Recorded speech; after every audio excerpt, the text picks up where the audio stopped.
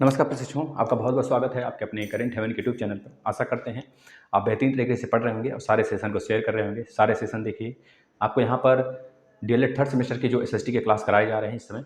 इसके साथ साथ ये आपको यूपी टेट, सुपर टेट में भी बहुत ज़्यादा अच्छे तरीके से लाभ मिलने वाले हैं इसके। अगर आप हम डीएलएड के सारे क्लास हमसे पढ़े हैं तो हम इतना आपको आश्वस्त एक तरह से कह लीजिए कि आपको संतुष्टि या फिर एक तरह से कहता है कि अपने जो चीज़ें हैं हम आपको पूरा एक तरह से ठोस ठप्पे के रूप में देते हैं कि भाई इतना याद रखना जो चीज़ हमने पढ़ा दिया डीएलएड में, क्योंकि डीएलएड का सारा लगभग सारा मात्र 90%, 10% को छोड़ दे तो 90% पूरा का पूरा यूपी टेट में है और 60 से 70% सुपर टेट में है। तो जिस प्रकार से हम पढ़ा रहे हैं, हम अपनी जिम्मेदारी ले रहे हैं।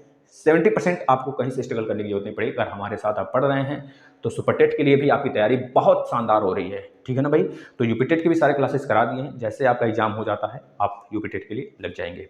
सारे क्लासेस प्लेलिस्ट में हैं, प्लेलिस्ट अच्छे से सजा दिया गया है। तो चलिए स्टार्ट कर लेते हैं। शेरशाह सूरी अभ्यर्थियों का कहना था कि हमने कल बताया था शेरशाह के बारे में, कुछ जो चीज़ें बता दी थी उतना पर्याप्त है, लेकिन एक लेक्चर इनके लिए लगा देते हैं। अभ्यर्थियों का कहना था सर लगा दीजिए। शेरशाह सूरी जो शासन में रहता है, जो भारत पे शासन करता है 1540 से 1545 के बीच में करता है, क्योंकि इसी समय इसकी मृत्यु हो जाती है।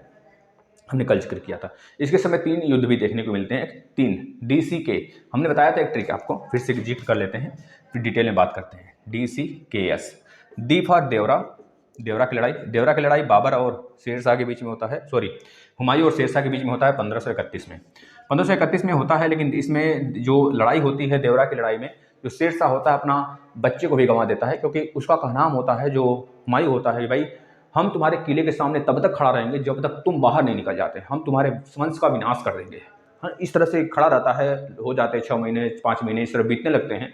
तो भाई कितना अनाज रखोगे आप अपने घर में, बाहर तो निकलना ही पड़ेगा। तो वह हुमायूं इतना ज़्यादा, मतलब मुगल सारे के सारे इतना खुखार थे, अब वह तब तक खड़ा था जब तक उसका पूरा का पूरा एक तरह से वह आया पैर न पड़ लिया, क्योंकि लगता था एक तरह से मुगल बहुत खतरनाक हैं। क्योंकि यही शेरशाह है जो इसके पिताजी बाबर के साथ में लड़ा था। तीसरी लड़ाई आपको पता है कि खानवा खाया चंदेरी की लड़ाई, मतलब कि चंदेरी किया घाघरा खरीदा। तो चंदेरी की लड़ाई 1527, 28, 29, 28 में 1528 में चंदेरी की लड़ाई जो मादनी राय के साथ बाबर लड़ा था, उसका सहयोग किया था यही शेरशाह सूरी। और बाद में जो घाघरा की लड़ाई होता है वो पूरे अफगान के विरुद्ध होता है। तो ये शेरशाह सूरी एक खुद सूर्यवंश का एक तरह से अफगान होता है, तो पूरे अफगान के साथ वह साथ देने लगा, बाबर के विरुद्ध लड़ाई करने लगा घाघरा की लड़ाई में। उस समय 1529 की लड़ाई में हुई थी घाघरा की लड़ाई। तो उस समय तो वो सारी चीज़ें, अब यहाँ पे हमको वही चीज़ इसको फॉलो करता है, मतलब कहता है कि भाई हाँ सच में मुगल बहुत ज़्यादा बलशाली हैं, तो सच में हुमायूं भी बलशाली होगा। तो इस वजह से हुमायूं के सामने नतमस्तक हो जाता है बिना लड़ाई किए हुए, क्योंकि उस समय हुमायूं के पास बहुत सेना होती है। अब क्या करता है, देवरा की लड़ाई में बहुत सारा किला हुमायूं जीत लेता है, और देवरा की लड़ाई में यह अपना एक बेटा खो देता है ना, अपना यह क्या नाम, शेरशाह सूरी। इसके बाद क्या होता है, चौसा की लड़ाई। हम बता रहे हैं, ओवरव्यू दे रहे हैं, फिर स्टार्ट करेंगे। अभी 1539 में होता है चौसा की लड़ाई। चौसा याद रखना। इसके बाद 1540 में बिलग्राम का युद्ध होता है, इसे कहते हैं कन्नौज की लड़ाई। एक होता है सरहिंद की लड़ाई, जो कि शेरशाह के वंशज के साथ हुमायूं लड़ा था, वापस जब आया था 1555 में, है ना। इस चीज़ को याद रखना है। ये सारी चीज़ें हैं, हम आपको बताते चलते हैं। इसमें हुमायूं को इतना मारा गया था कि हुमायूं को नदी में से उठा, नदी के मतलब एक तरह से नदी से नीचे फेंक दिया गया था। फिर से वो ससुरा आता है 1 साल बाद, कहता है कि भाई इस बार तो शेरशाह को उतारना है गद्दी से। अब शेरशाह को गद्दी से उतारने के लिए 1540 में इतना मारा गया कि वो 15 साल के लिए निर्वासित हो गया, घुमक्कड़ी का जीवन बिताने लगा। गया तो अपने भाई का, उसके भाई के एक गुरुदेव थे, उसकी लड़की से शादी कर लेता है, जिसका पुत्र होता है अकबर, है ना। तो जिसको हम आगे पढ़ेंगे। अब मित्र बात कर लेते हैं शेरशाह सूरी के बारे में। सूर साम्राज्य का पूरा जो संस्थापक होता है वो अफगान वंशीय जो संस्थापक होता है, जिसका नाम होता है वो अफगान कौन था, जिसका नाम रहता है शेरशाह। याद रखेंगे, पूरे सूर वंश का जो संस्थापक रहता है उसको शेरशाह सूरी के नाम से जानते हैं, इस चीज़ को याद रखना। डॉक्टर KR कानूनगो के अनुसार अगर देखा जाए तो हरियाणा के प्रांत में, हरियाणा एक आपको पता है राज्य अभी भी है, पहले भी एक प्रांत हुआ करता था। हरियाणा के प्रांत के नारनौल महेंद्रगढ़ जिले के आसपास में एक स्थान है, वहां पर इब्राहिम के पुत्र हसन के घर वर्ष 1486 ईस्वी में उसका जन्म हुआ था। लेकिन बहुत सारे ज्ञाता लोग हैं जो कि इसको गलत मानते हैं, लेकिन रियल में हमको यही याद रखना है, 1486 में हुआ था शेरशाह का जन्म, ठीक है भाई। लेकिन एक है परमानंद शरण करके हैं, है ना, परमात्मा शरण कहते हैं उन्हें।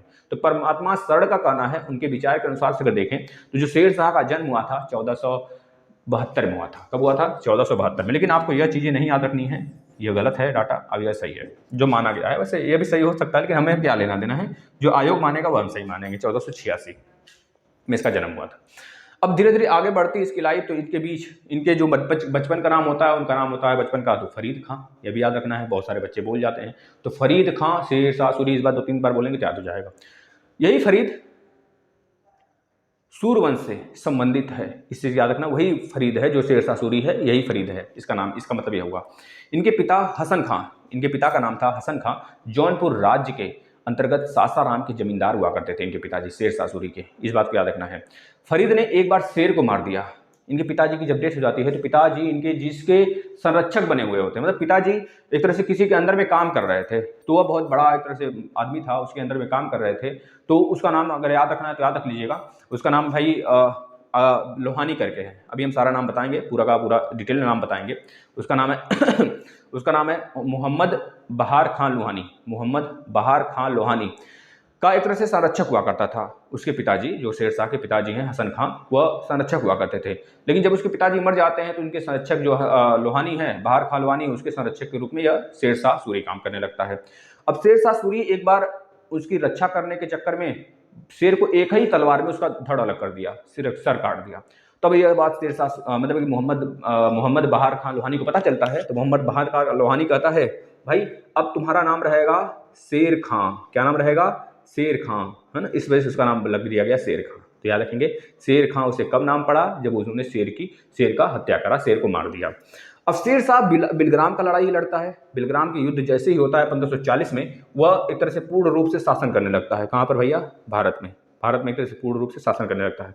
लेकिन अचानक से घटना घट जाता है, जैसे ही वह निर्वासित कर देता है, हुमायूं को बाहर कर देता है 15 साल के लिए, उसी समय एक घटना घट जाता है। यह एक कलिंजर का किला होता है, उसको भेदने के लिए या जीतने के लिए कलिंजर निकलता है, जिसका एक तरह से राजा होता है। कलिंजर का जो राजा होता है उसका नाम रहता है, याद रखें, कीरत सिंह। क्या नाम होता है? कीरत सिंह वहाँ का राजा रहता है, जो कि बहुत बलशाली होता है और शेरशाह उसे हराने ही वाला रहता है। लेकिन पता चलता है उक्का नामक आग्नेयास्त्र या फिर आग्नेयास्त्र कहेंगे, तो उक्का याद रखेंगे, कौन सा भैया पूछा जाता है। उक्का नामक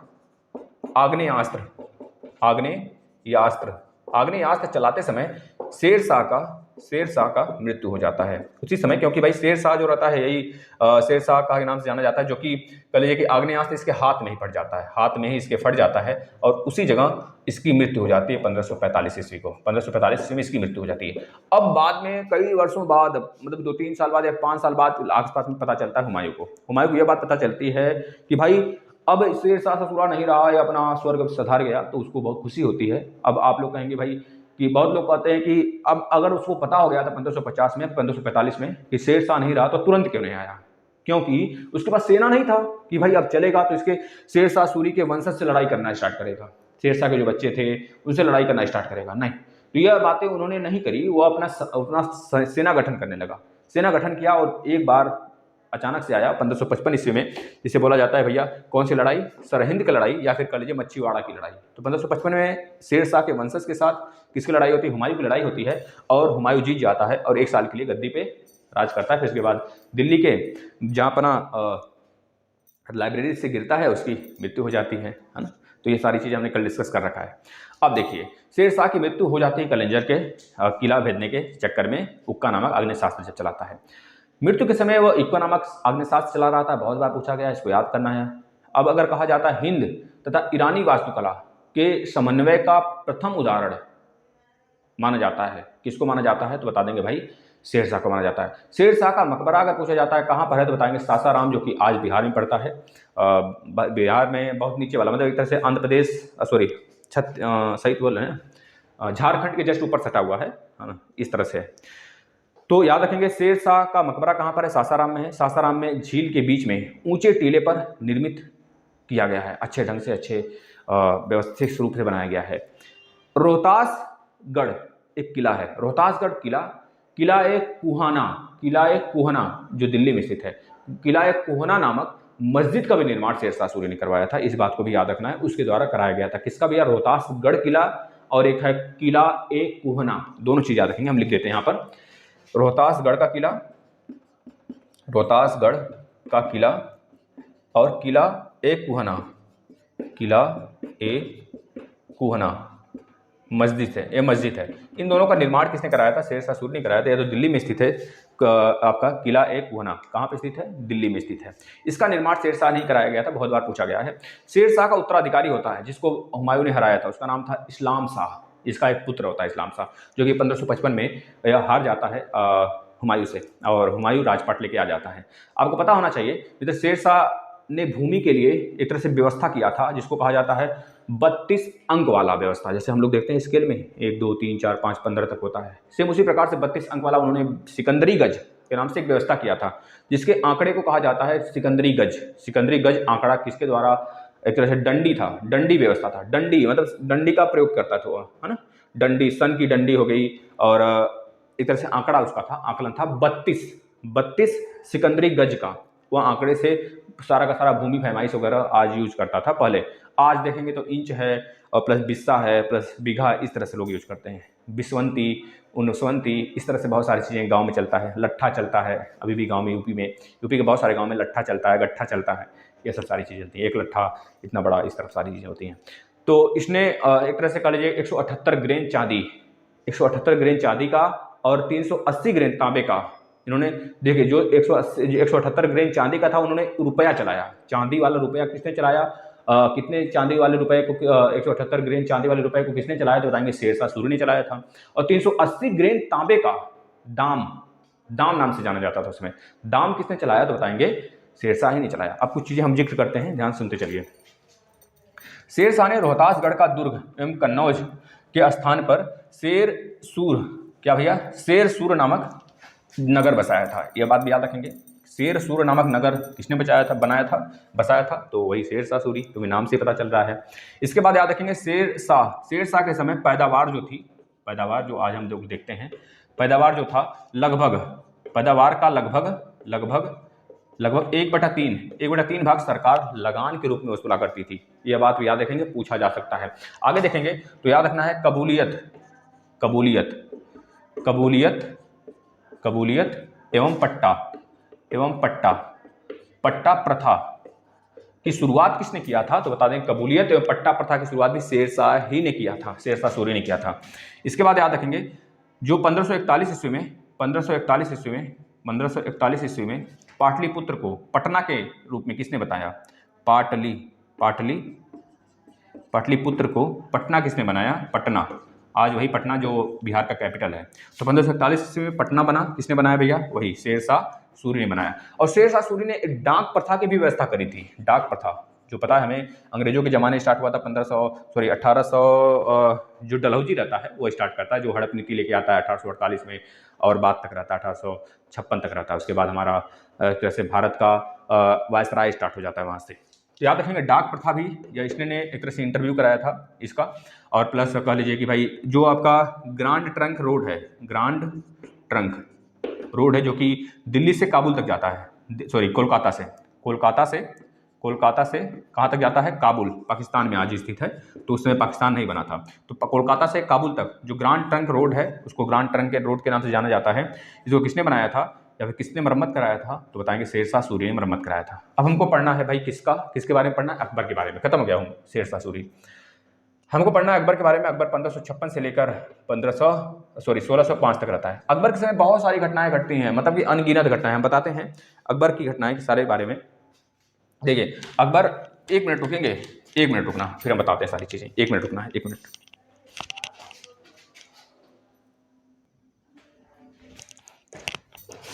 हाँ, अब अकबर के बारे में हम कल पढ़ेंगे, लेकिन आज थोड़ा सा जिक्र कर देते हैं। अकबर के समकालीन शासक का नाम बता देते हैं। अकबर का जो समय काल था 1556 से लेकर 1605 तक रहता है। अकबर के समकालीन बहुत सारे लोग आए। जैसे बात करें रानी एलिजाबेथ, जो कि इंग्लैंड की महारानी हुआ करती थी, 1558 से लेकर 1603 ईस्वी तक थी। इसके बाद पूछा जाता है ईरान का उस समय शासक कौन था? तो बताएंगे शाह अब्बास, 1588 से लेकर 1629 तक रहता है, लेकिन इसी के समकालीन था। इसके बाद जार इवान IV, यह रहता है रूस का संस्थापक। आज व्लादिमीर पुतिन है जो कि यूक्रेन के नाक में दम कर रखे हैं। नाटो की पूरी मतलब हिल चुका है नाटो, इतना डरा दिए हैं पूरा का पूरा, मतलब रूस बहुत ताकतवर है। अब उसके समय अकबर के समय बहुत किला थे, बहुत राज्य थे जो कि वह जीता। अकबर बहुत खूंखार रहता है, हम अकबर की कहानी पढ़ाएंगे ना। ऐसा इसका कोई दिन नहीं होता होगा जो कि नई औरत के साथ ये रातें न बिताता होगा। मतलब इसके पास इसकी जो धाय माँ थी वो एक हरम दल चलाती थी। हरम दल में बहुत सारी लड़कियां थी, मतलब कि एक तरह से 12 साल से लेकर 18 साल की लड़कियों के साथ ये संभोग करता था। इसकी एक तरह से आदत हो चुकी थी, यह एक दिन संभोग न करे तो यह एक तरह से जी नहीं पाता था। मतलब साल समझ लीजिए कि जब तक ये जिया तब तक अपने राज्य के हर एक लड़कियों के साथ ये संभोग किया। मतलब ये समझ रहे जितनी भी लड़कियां थी, या कभी नहीं होता था कि उसके साथ दोबारा संभोग करें, मतलब एक बार रिपीट नहीं करता था दोबारा। ये सारी चीजें इसके साथ घटती थी। ये बहुत ही अभी पढ़ाएंगे इसके बारे में तो आप कहिएगा अकबर महान शासक नहीं था। अकबर को महान क्यों बोला जाता है? लोग कहते हैं महान शासक, लेकिन सच में अगर उससे रूबरू करा दें आपको ना, तो आपको सच में पता चलेगा अकबर कैसा था। बहुत घटिया किस्म का इंसान था यार। बाद में यह बहुत सारी सुविधाएं लाता है, बहुत सारी चीज़ें लागू करता है, जिसको देखकर लोग कहते हैं अकबर बहुत महान था। लेकिन पहले उसके क्या किया रहता है कोई नहीं जानता। आखिर वो किस तरह से निर्दयी रूप से सारी लड़कियों की ज़िंदगी खराब किया रहता है। यह कारण भी रहता है इसके पीछे कि उसकी माँ जो थी उसको एक तरह से सपोर्ट कर रही थी कि यह सब सारा काम करे, है ना। जैसे कि मालवा का पठार हो गया, सॉरी मालवा का पठार बोले, मालवा एक प्रांत है, किला है, वह हो गया, चुनार हो गया, यह सब जीता है। तो हम बताते हैं क्रम से, कल फिर से विस्तार से जिक्र करेंगे। गौसाना हो गया, इसके बाद आमेर हो गया, मेवाड़ हो गया, रणथंभौर हो गया, कलिंजर हो गया, उड़ीसा हो गया, मारवाड़ हो गया, जैसलमेर हो गया, बीकानेर हो गया, गुजरात हो गया, बिहार और बंगाल हो गया, काबुल वाला क्षेत्र हो गया, कंधार वाला पूरा का पूरा, सिंध वाला एक तरह से जहाँ पर आपका बलूचिस्तान है जो पाकिस्तान में, वो वाला क्षेत्र हो गया, है ना। ये सब का सब वो जीत रखा था, समझ लीजिए। दास प्रथा का अंत इन्होंने ही कराया 1562 में। अकबर के ही कारण हरमदल, मतलब अकबर के समय हरमदल की एक तरह से उसकी जब माँ धाय माँ मर जाती हैं तो हरमदल का मुक्ति इसको मिल जाता है। एक तरह से इसका जिंदगी अच्छे से जीने लगता है फिर अपने एक रानी के साथ, जिसको हरमदल की जो कहा जाता है। हरमदल से कब मुक्त हुआ तो बताएंगे 1562 ईस्वी में। तीर्थ यात्रा पर जो कर लगाया जाता था उसको समाप्त किया 1563 ईस्वी में। एक तरह से जो जजिया कर लगाया जाता था उसको 1564 में समाप्त किया, है ना। एक तरह से दीन इलाही की भी स्थापना इसने किया 1582 में। ये सारी चीज़ें हैं, हम जिक्र करेंगे बहुत बेहतरीन तरीके से। जुड़े रहिएगा हमारे साथ लास्ट तक। बस आपसे एक उम्मीद है कि अपनी संख्या बढ़ा लीजिए महाराज, बहुत बहुत रिक्वेस्ट है आपसे। बस इतना शेयर कर दो ना कि इतनी संख्या बढ़ जाए, सच में मज़ा आ जाए पढ़ने में और पढ़ाने में। बस ये फैमिली है तो आपकी है, जिद्दोजहद कर लो। थोड़ा सा हम नहीं मेहनत कर सकते भाई, शेयर कर दो, स्टेटस लगा दो, फेसबुक पे शेयर कर दो, हर जगह शेयर कर दो, फैला दो पूरा का पूरा, मज़ा आ जाए। धन्यवाद।